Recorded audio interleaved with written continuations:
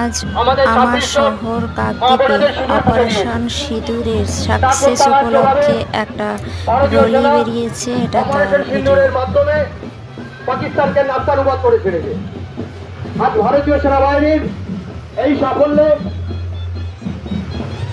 সাফল্যের জন্য কাকদ্বীপ বামুন মোড় হইতে অক্ষরনগর নতুন রাস্তা মোড় পর্যন্ত আজ প্রকাণ্ড তিরঙ্গা যাত্রার আয়োজন করা হয়েছে।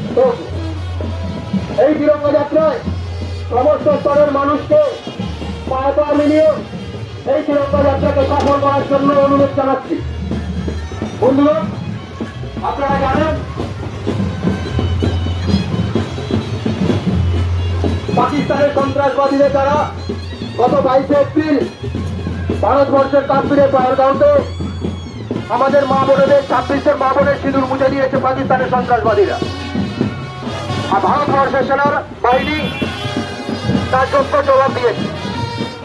অপারেশন সিন্দুরের মাধ্যমে ভারতের সেনাবাহিনী পাকিস্তানকে নাস্তানুবাদ করে ছেড়েছে।